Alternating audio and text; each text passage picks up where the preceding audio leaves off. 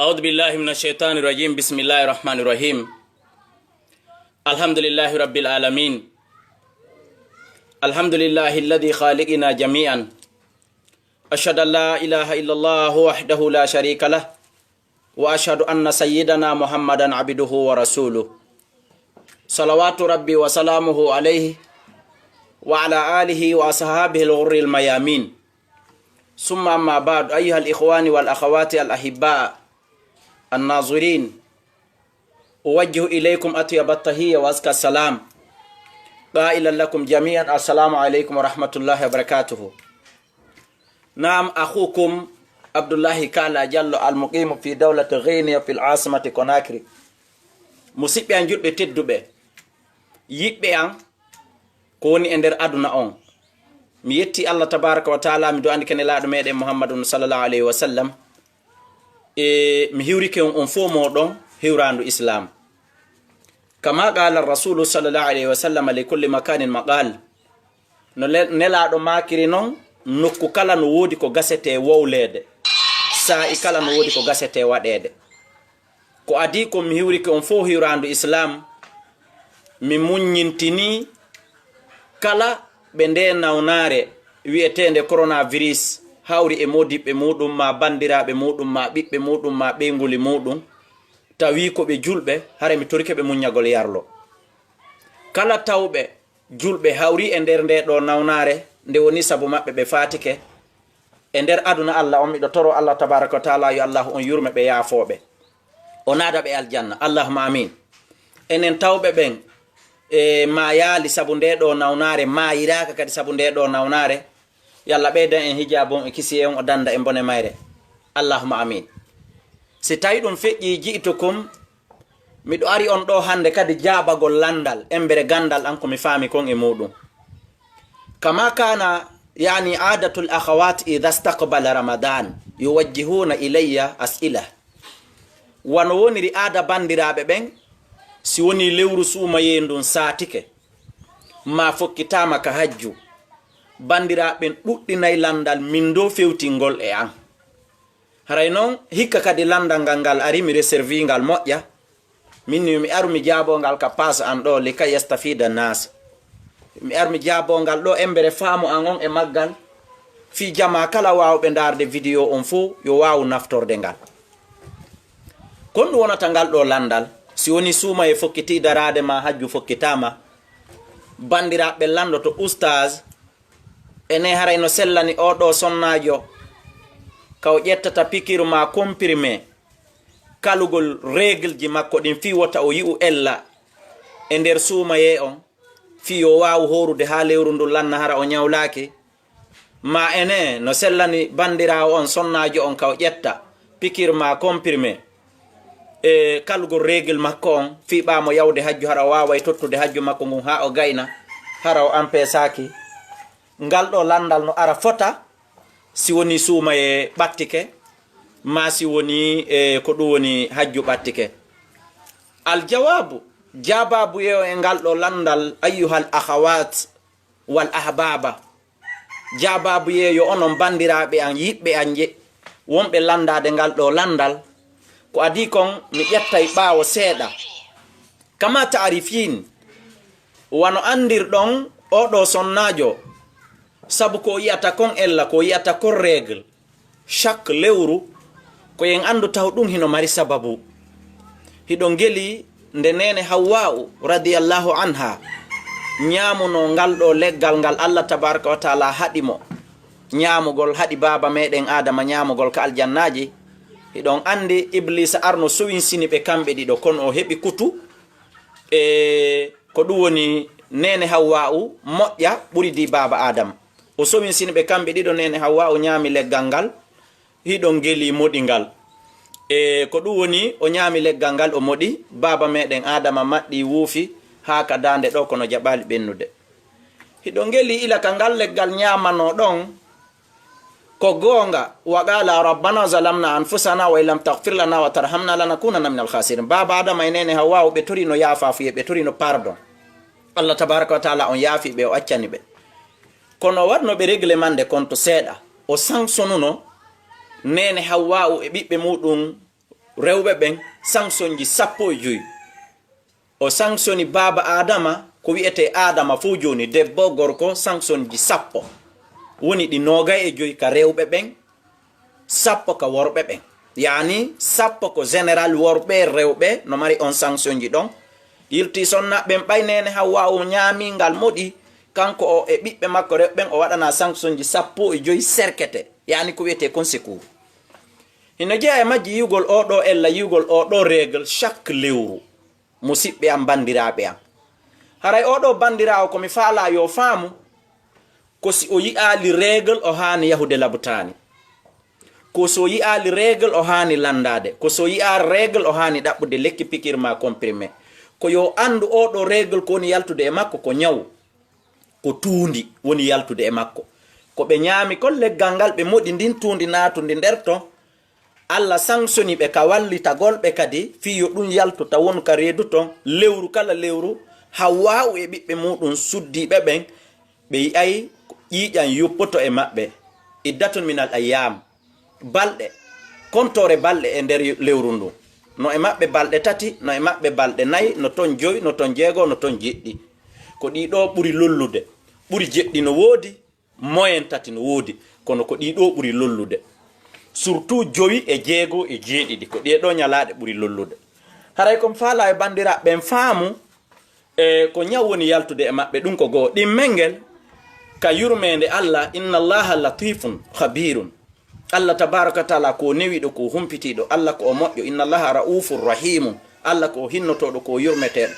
ka moƴƴere makko kanko Allah tabaraka taala o tewi o okki bandiraɓe ɓen congé chaque lewru yoɓe fowto juulugol yoɓe fowto horugol yoɓe fowto janngugol yoɓe fowto ko wiyete ko dewe haray yoɓe jaɓu sadaka mo Allah tabaraka taala on waɗani ɓe o haray jababuye landal ngal ko honɗum ƴettugol comprimé embere gandal al ngal ihwani musidɓe an julɓe ƴettugol comprimé ma ƴettugol pikir fi kalgol régil ji muɗum ɗin ko ella la ya juusu jababuye on ko hana jababuye on ko sellata sabu go'o yo andu ko ñaw woni yaltude e makko ko si o kali ɗum o heɓa ella o heɓa probléme ɗiɗi ko woni wi'irde o kala régil ji makko ɗin fi kontingol Allah no andu non fiyo ɗum continue ko kanko Allah tabaratala inni mi okki on congé chaque lewru wota on juulu balɗe tel wota on horu balɗe tel wota on memu alqur'ana balɗe tel si lewru ndum maayi kala korka ko feƴƴi e nder mum on yoɓite julde mi yaafike mi yarlike taw yoɓu mi okki jangin alqur'ana ko hanuno ɗon jangude e nder mum mi muñike mi yarlike mi okki ko wana non haray oɗo sonnajo si lewru suumaye ndun saatike yo terto règle ji makko ɗin ɗi ara no wowiri non kala balɗe ɗe Allah hoddiri e nder mum o ñawlo o ñaama o lima ko Allah fowtinimo ko Allah jonnimo repos ko Allah jonnimo conseil ko wana non oɗo yawɗo hajju Allah tabaraka wa taala tawi ke pas nene Aisha yi règle ji ɗin ka nder lewru suumaye fi hollugol en enen iwtireɓe ɓaawo ɓen koni règle no yi e nder lewru ka nder lewru hajju afan ka période hajju Allah tabaraka wa taala tawi pas nene Aisha yi règle ji ɗin ka jannugol en enen iwtireɓe ɓaawo sellataka goɗɗo kala règle ji ɗin fi mo fokkiti hajju ma sellataka goɗɗo kala règle ji muɗum ɗin fi suumaye hino fokkiti darade musidɓe julɓe nene Aisha landi nelaɗo mi yii ko sonnaɓe ɓen yiyata kon ɓe landuri ni ɓe mumi seeɗa kono faaminike nelaɗo sal salam maki if ali kullu ma yaf'alu lhaj gollu kala ko hajjiyankejo gollata Allah ta tuufi koni tun a wangota ko suudu Kaaba oɗo hajjiyankejo sonnajo yawɗo hajju si règle ji makko ɗin ari e nder hajji on hatta o daroto Arafa hatta o yahay Mina o bugoto jamaraje o bugoto koccuje koni tun o wangota ko ka suudu Kaaba o natta ka suudu Kaaba ko ɗum ɗon tun ko fowno o ko fowno haray ko fowno haray ko toroto ɗen bandiraɓe yoɓe faamu haray ƴettugol comprimé ma pikiru kalugol règle ƴettugol pikir ma comprimé kalugol jiidi ma woɗɗidirgol ko wiyete ko jiidi ko wiyete kon mi anda ko plate familial ko honno innirte ka kalima franciya e nde sonnajo on wonata duuɓi ma lebbi ɗuɗuɗi o rendali e modi makko mbaldi komi faala yon faamu ko ɗum ɗo non woni ñaw ko ɗum ɗo non woni ko wiyete kon poson yo Allah tabaraka taala dandu kala sonnajo meɗuɗo kalude jiidi ma kala sonnajo meeɗuɗo kalude règle muɗum ɗi ma kala sonnajo woncodirɗo e moodi muɗum du walli mo o reeni o waɗali ko wiyete kon jina o jooɗi o yondinani Allah tabaraka wa ta'ala haray conséquence muɗum aroyay mo labaka conséquence muɗum aroyay mo fota si tawi tun Allah okkimo duuɓi e nder duuɓi seeɗa o fuɗɗa joni yi'ude règle jiiɓuturu poccuru paccara yi'a hande acca janggo yi'a balɗe ɗe duwano laaɓude ɗen yi'a e laaɓa balɗe ɗe duwano yi'ude ɗen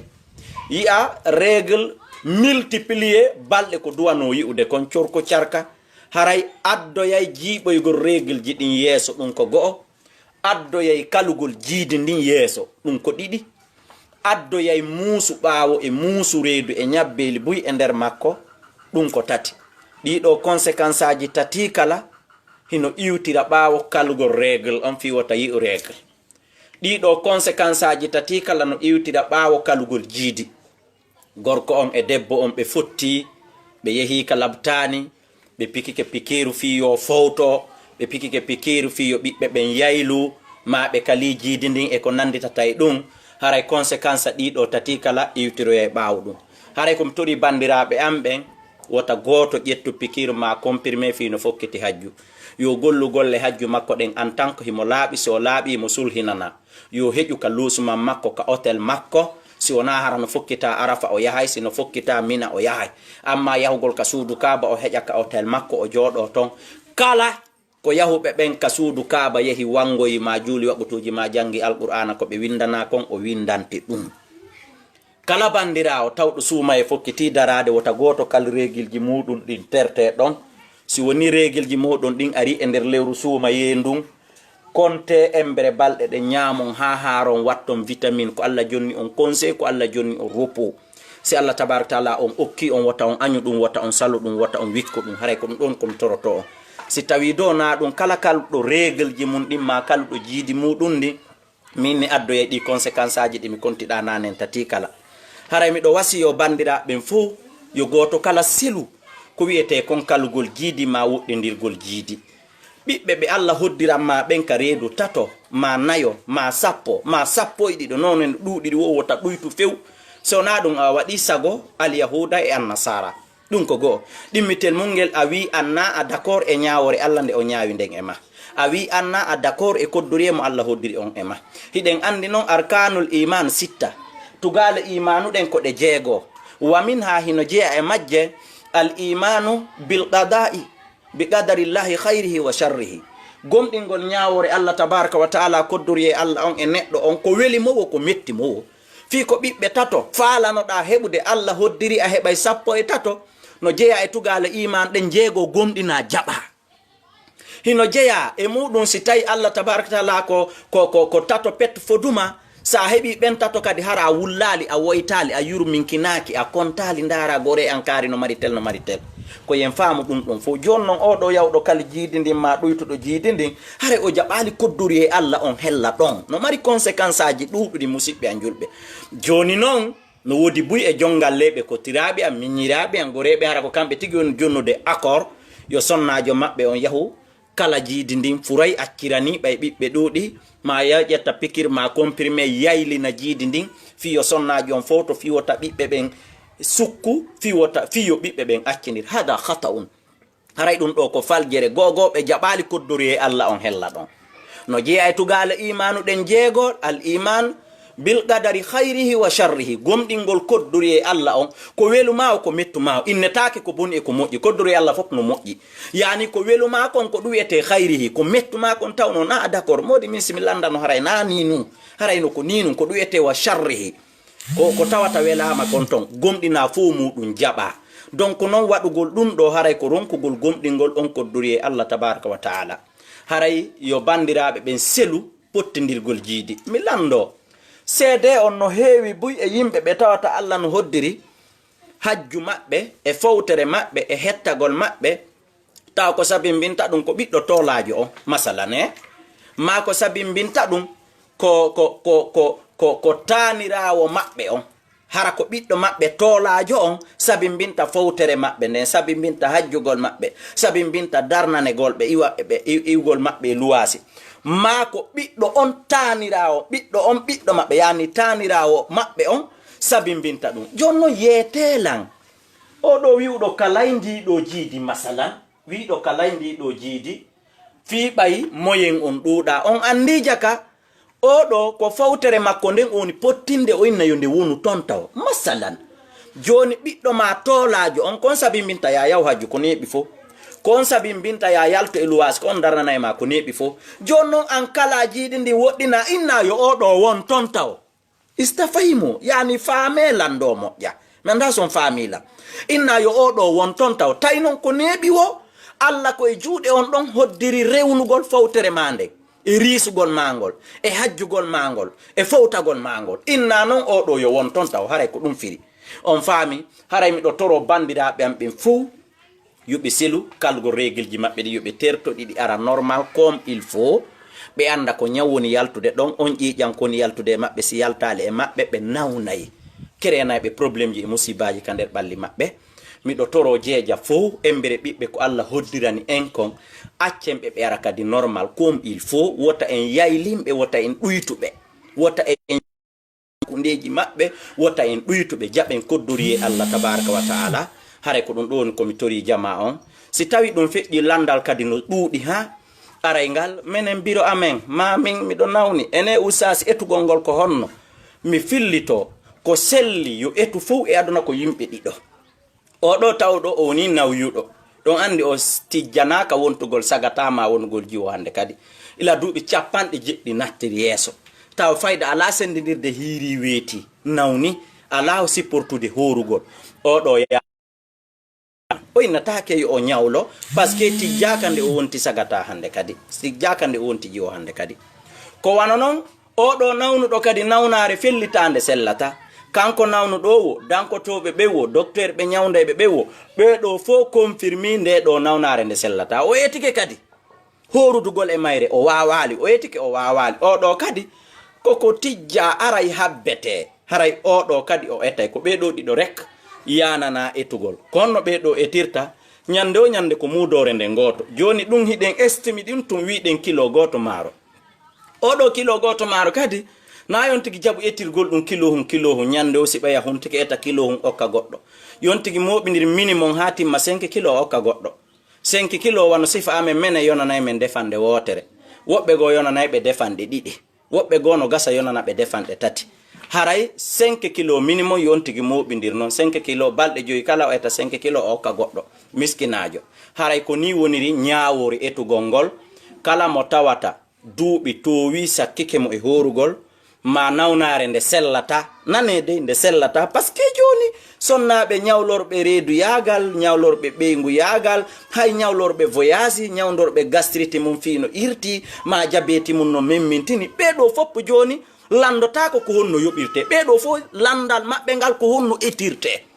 kala mo heɓali feere joni horugol si o noddi oustage ko honno etirte etugol ngol ko honno ko kilo jelu ko mbuuɗi waɗete mum walla waɗatake donc haray ko en faam ko ɓeɗo ɗiɗo woni ko etata haray ngal landal ɗo kadi no sukki moƴƴa si suumaye on ari ma si suumaye on fewtiti haray ko nadonolan ka page e duɗal oustage Abdoulaye Kala ka Facebook ɗo ko fi jabagol ɗe ɗo lande ɗiɗi yani ɓeɗo bandiraɓe landotoɓe si tawi no selli kaɓe ƴetta pikir ma comprimé ɓe kala règle ji maɓɓe ɗin fiyoɓe wawa kontinde korka maɓɓe kan hara ɓe ñawlaki ma fiyoɓe wawa kontinde hajju maɓɓe ngun jababu yewn ko o sellata Allah hoddiri on ñawlo acce ɗon ñawlo ɗon wata on ƴettu kalon son kali règle ji moɗon ɗin haray on kali cellal moɗon ngal haray on kali ñaw wonnongu yaltude ngun Allah inni yaltinanayi on ñaw on wi o oyo ñawngu won ka nder ɓandu to haray jabagol ngal ɗo landal e jabagol kadi landal ɓeɗo landotoɓe fi etugol andinenɓe ko ɓeɗa tun ɗiɗo etata dey a ɓeɗo ɗiɗo kadi ko ni etirta watta ɗon wasiye musidɓe an worɓe o rewɓe o yo goto kala terto o woɗɗidirgol jiidi yo goto kala terto oɗo kalgol jiidi an o bandira si Allah no hoddiranma ɗiɗo siko jowo siko sappo jokkindir jiidoɗa ɓe fo muɗum fowtoɗa hettoɗa ne'aɓe ɓe fo muɗum toroɗa Allah yo Allah nyammine tono maɓɓe ɓe foppo maɓɓe aduna e lahara ne'aɓe nedima islamu ndi hare ko ɗum ɗon ko torondirɗe musidɓe a julɓe kala ko famini e muɗum alhamdu wa shukru lillahi hara en yetti Allah tabaraka taala en jarnimo kala ko faminaki e muɗum on dara on anni e an on wa ma iradati illa al islah walakin wa ma tawfiqi illa billah fandunde ande wonano arugol ka réseaux sociaux ɗo si wona moƴƴingol kono kadi ko yon andu ko Allah tabaraka taala woni ko hawrindinta en ɗum ɗo ɓeyda torade Allah tabaraka taala yo Allah dande e bonde nde ɗo nawnare coronavirus e dendanalngal ñabbeli hedditiɗi allahuma amin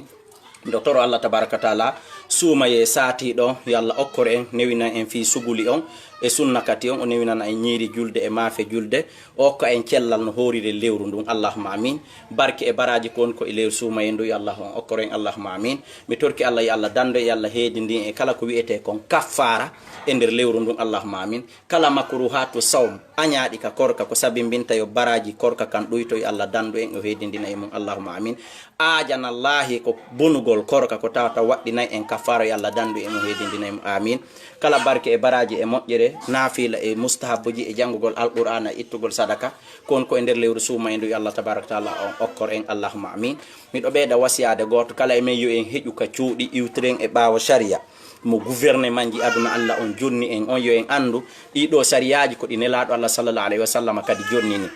wota goto forsu inna yaha juulo e wano hande ni ka duɗal am masalan ka question réponse wodi landiɓe lan ɓe inni kamɓe kaɓe woni ɗon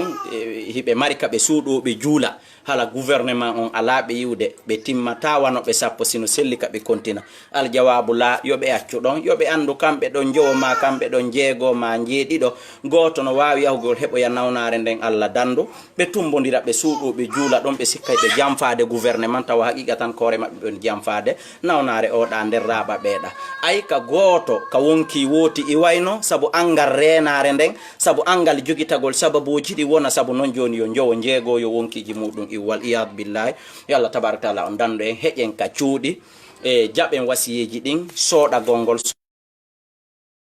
suwaru humma ɗojugol e misuwaru si gayni kadi hawka hara jaɓali hawkude ka tawata paykoy koy yawtay ma ka paykoy koy yaaɓay ya liɓo